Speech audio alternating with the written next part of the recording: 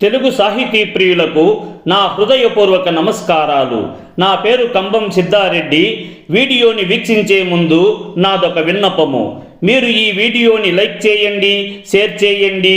ఈ వీడియోపై మీకున్న అభిప్రాయాన్ని కామెంట్ సెక్షన్లో కామెంట్ చేయండి. మీరు మా ఛానల్ని మొదటిసారి చూస్తున్నట్లయితే వెంటనే సబ్స్క్రైబ్ చేయండి. ప్రక్కన ఉన్న గంట సింబల్ని నొక్కండి.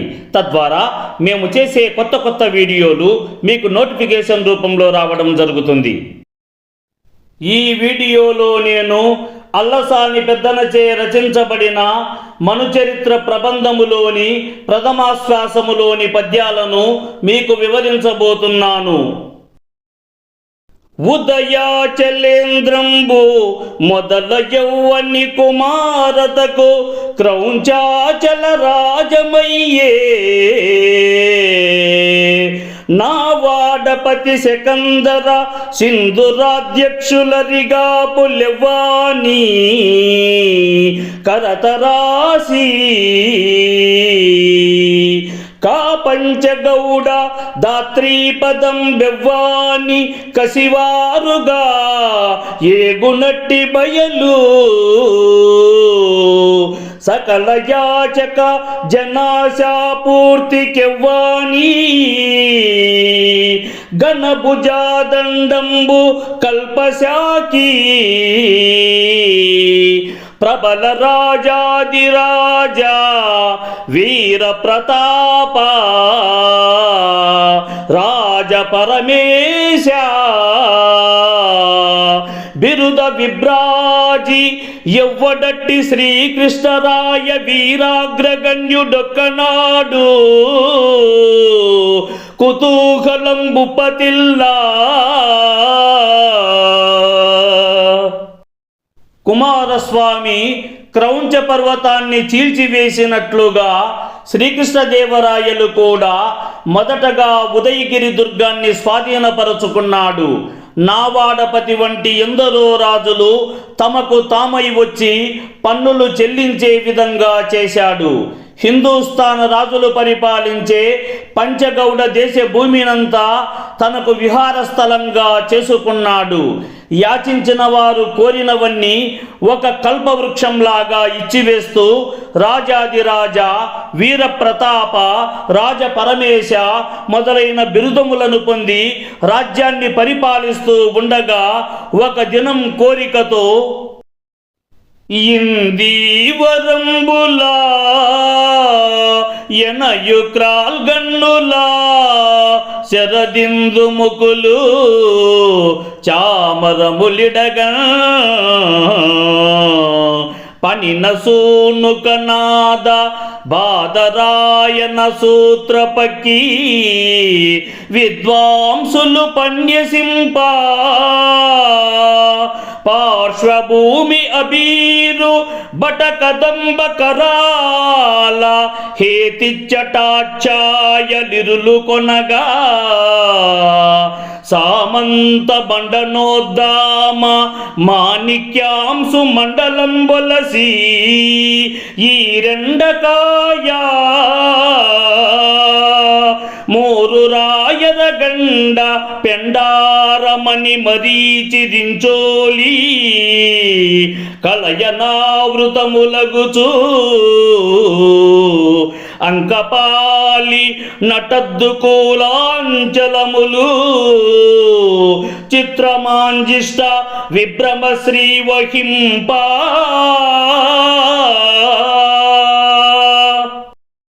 నల్లని రంగుతో కూడిన కలువ పువ్వుల వంటి కళ్ళతో శరత్కాలంలో మిక్కిలి నిండైన కాంతితో ప్రకాశించే చంద్రుని వలె స్త్రీలు వింజామరలు వీస్తున్నారు. వేదాలను విభజించిన వేదవ్యాసునిలాగా పాణిని కణాదుడు సూత్ర మార్గాన్ని అనుసరించి పండితులు ప్రసంగిస్తున్నారు. ఆ ప్రక్కనే అబీరులైన బట సముదాయము యొక్క కత్తుల ఛాయలో గాఢమైన చీకట్లు ముసురుకుంటున్నాయి. సామంతరాజుల యొక్క నగలు మిక్కిలి కాంతితో ప్రకాశిస్తున్నాయి. ఆ పై లేత ఎండ కాస్తున్నది. మూరురాయరగండ అనే బిరుదాన్ని చెప్పేలాగా కాలికి కట్టే అలంకరణ వస్తువుగా కాలి అందెలలోని రత్నాల కాంతుల సమూహంతో కలసిపోయినట్లుగా ధరించిన వస్త్రం అనేక విధములైన రంగులతో ప్రకాశిస్తూ ఉండగా, భువన విజయాఖ్య సంసద్భవన స్థిత భద్రపీఠిన్ ప్రాజ్ఞుల గోష్ఠి కవితా మధురిమడెందము దవులన్ కొలువుండి సదయతన్ నన్ను పల్కెన్.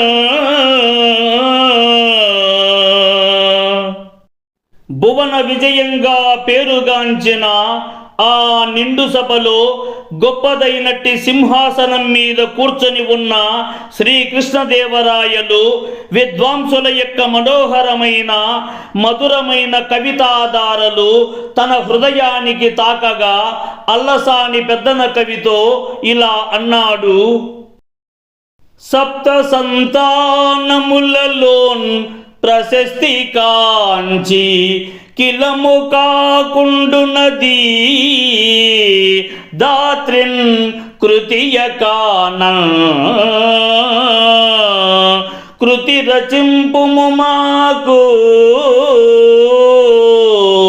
శిరీష కుసుమ పేశల సుధామయోక్తుల పెద్దనార్యా.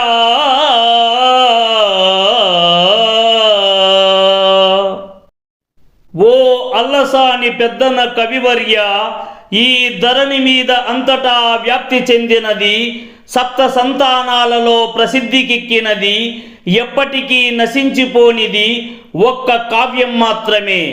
కావున నీవు శిరీష పుష్పం ఎంత మృదువుగా అందంగా నాజూకుగా ఉంటుందో అలా చక్కటి పదాలతో మంచి నైపుణ్యంతో విశేషమైనట్టి భావంతో ఆకర్షించే విధంగా ఒక చక్కటి కావ్యాన్ని నీ అమృత రసమైనట్టి వాక్కులతో రచించి మాకు ఇవ్వవలసిందిగా కోరుతున్నాను. ఓ అల్లసాని పెద్దన కవివర్య, హితుడవు చతురవచోనిది అతుల పురాణాగమేతిహాస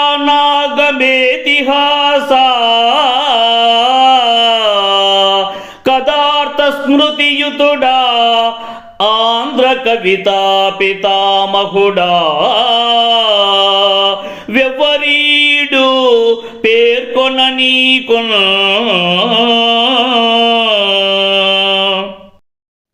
ఎల్లప్పుడూ మా మేలును నువ్వు కోరుకుంటావు. మనోహరమైన సరస వాక్కులకు నీవు నిధి వంటి వాడవు. వేదాలు, పురాణాలు, ఇతిహాసాలు, వాటి కథలు అన్నీ నీ మదిన చిరకాలం నిలుపుకున్నావు. ఆంధ్ర కవితా పితామహునిగా బిరుదమును పొందినవాడవు. నీకు వేరెవ్వరైనా సాటి రాగలరా కవివర్య? మనువులలో స్వారోచిస మను సంభవమరయా రస సమంజిత కదలన్ విననింపు కలిధ్వంసకమనగా భవచ్చతుర రచన కనుకూలంబు.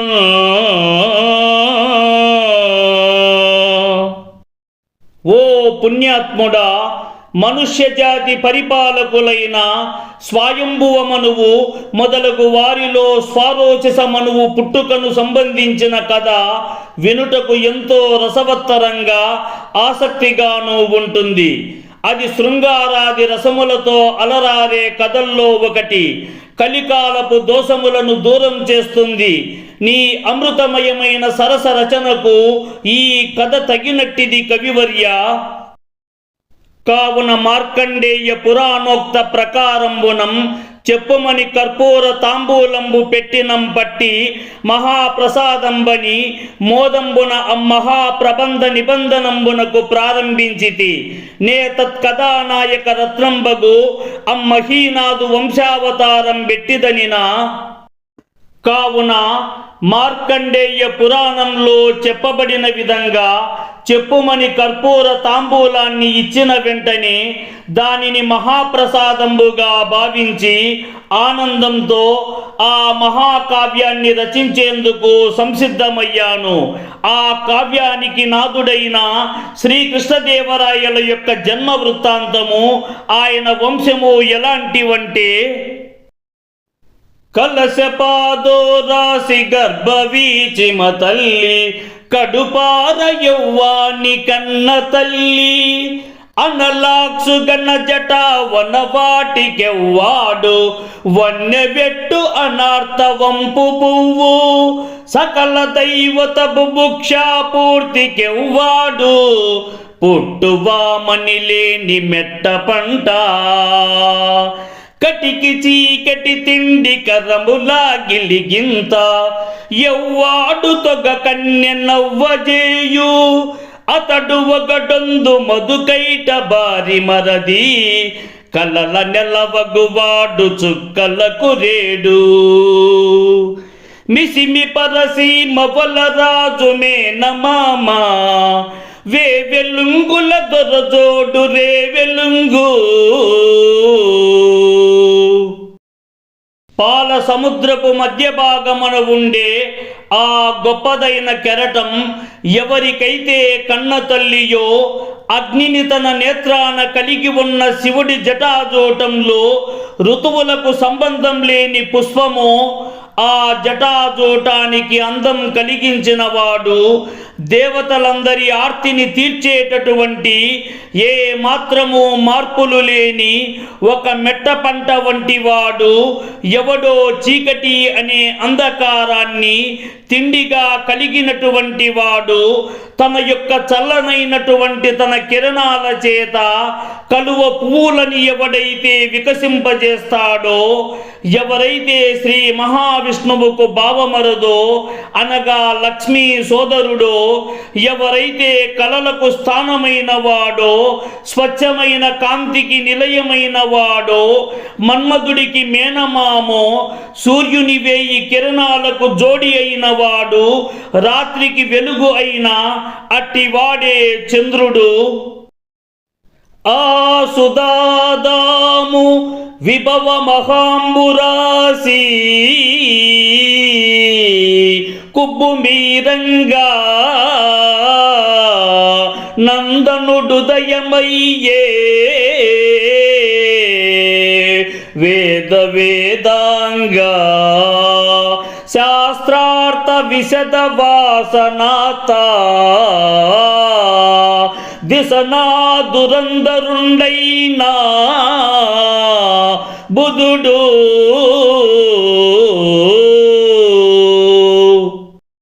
అమృతానికి నిలయమైన చంద్రుడికి పుత్రుడిగా బుధుడు జన్మించాడు. ఈ బుధుడు వేదాలు, శాస్త్ర రహస్యాలు అన్నీ తెలిసిన యోధుడు. చంద్రోదయానికి సముద్రుడు మిక్కిలి ఆనందభరితుడైనట్లుగా బుధుడు జన్మించినందువల్ల చంద్రుడు అంతే ఆనందాన్ని పొందాడు. వానికి పురూరవుడు ప్రజ్ఞానిధి ఉదయించే, సింహ సదృశుండు తద్భోజానికి ఆయువు, తనయుండై నెగడే అతడు కనే యయాతి నరేంద్రున్.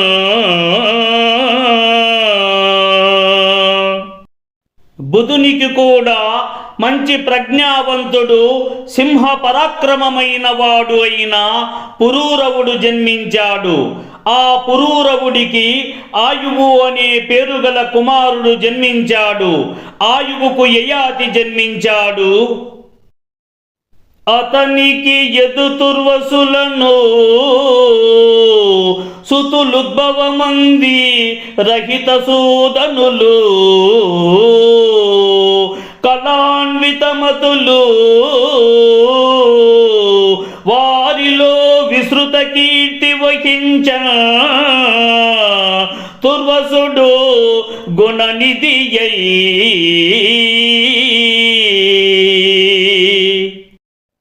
ఆ యయాతికి శత్రువులను నాశనము చేయునట్టి వారును, వివిధ కళల యందు ఆరితేరినట్టి వారును యదు తుర్వసులు అనే పుత్రులు జన్మించితిరి. వారిలో రెండవ వాడు తుర్వసుడు మంచు గుణవంతుడిగా, నీతివంతుడిగా ఎంతో పేరు ప్రఖ్యాతులు సంపాదించుకొని లోకుల చేత పొగడబడిన వాడు అయ్యాడు. వాని వంశంబు తులువాన్వవాయమయ్యే,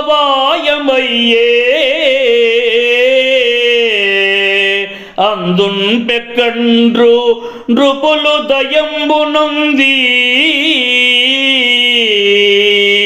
నిఖిల భువన ప్రపూర్ణ నిర్నిద్ర కీర్తి అధికులైది తదీయాన్వయమునన్ బుట్టి.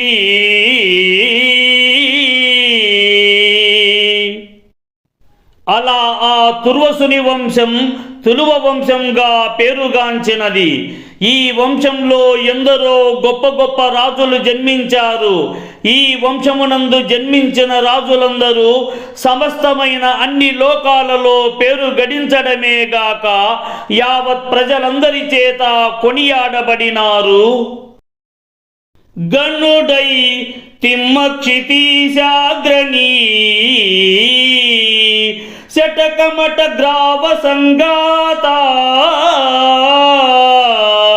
వాతాశనరా దాసాంతతంతి స్థవిర కిరుల జంజాటముల్ మాన్పియిమ్మేదిని దోర్దండైక పీఠి తిరము పరచి కీర్తిద్యుతుల్ రోదసిం పర్వనరాతుల్ నమ్రులై పార్శ్వములం కొలువన్ తీవ్ర ప్రతాపంబు చూపెన్.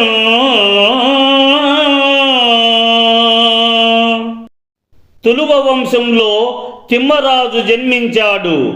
భూదేవిని మోయడం కోసం ఆదికూర్మం, సప్త పర్వతాలు, ఆదిశేషుడు, ఆదివరాహం ఎంతో శ్రమపడుతుంటే తిమ్మరాజు వీరికి కాస్త ఉపశమనం కలిగించాలని భావించి భూదేవిని తన భుజపీఠంపై అధిష్ఠించాడు. అతని శౌర్యం, ప్రతాపం, వీరత్వం కారణంగా శత్రురాజులు అతనికి తల వంచి సేవలు చేయసాగారు. ఇట్లో అతడు తీవ్ర ప్రతాపంతో తన రాజ్యాన్ని పరిపాలించాడు. వితరణకని ఆ తిమ్మక్షితి పగ్రామణికి దేవకీ దేవికి సంచితమూర్తి ఈశ్వర ప్రభుండతి పుణ్యుండు పుట్టే సజ్జనావన పరుండై. ధార్మికతలో ఉన్నతమైన తిమ్మరాజుకు అతని భార్య దేవకీదేవికి ఈశ్వర ప్రభువు అనే మహానుభావుడు జన్మించాడు. ఈ ఈశ్వర ప్రభువు ధర్మాన్ని కాపాడే రాజుగా మారి పుణ్యాత్ముడై అద్భుతమైన సౌందర్యంతో వెలుగొందుతూ గొప్ప ఘనతను సాధించాడు. బలమదమత్త దుష్టపుర భంజనుండై పరిపాలితార్యుడై ఇలపయింతొంటి ఈశ్వరుడే ఈశ్వరుండై జడియింపరూపరన్ జలరుహ నేత్రలం తొరగి శైలవనంబులా బీత చిత్తులై మెలగెడు శత్రు భూపతుల మేనుల దాల్చిన మన్మదాంకముల్. ఈశ్వరరాయలు సాక్షాత్తు శివుని స్వరూపమే. ఫలితంగా శత్రురాజుల శరీరాల మీదనున్న మన్మథ సంకేతాలు మాయమైపోయాయి. ఎందుకనగా వారంతా తమ భార్యలను వదిలి అరణ్యాలలోకి పారిపోయారు. శివుడు మన్మథుని దహించాడని పురాణ గాథ. అలాగే ఈశ్వరరాయల ప్రభావంతో శత్రువులు తమ కామభావనలన్నీ వదిలివేసి పారిపోయారని అర్థము. మీరు నా నుంచి సాహిత్యమునకు సంబంధించి ఏ అంశాలను కోరుకుంటున్నారో తెలియజేయగలరు. అట్టి వాటిని నేను వీలైనంత త్వరలో చెప్పుటకు ప్రయత్నిస్తాను. ఇట్లు మీ కంబం సిద్ధారెడ్డి. ఈ వీడియో చూసిన మిత్రులందరికీ ధన్యవాదములు.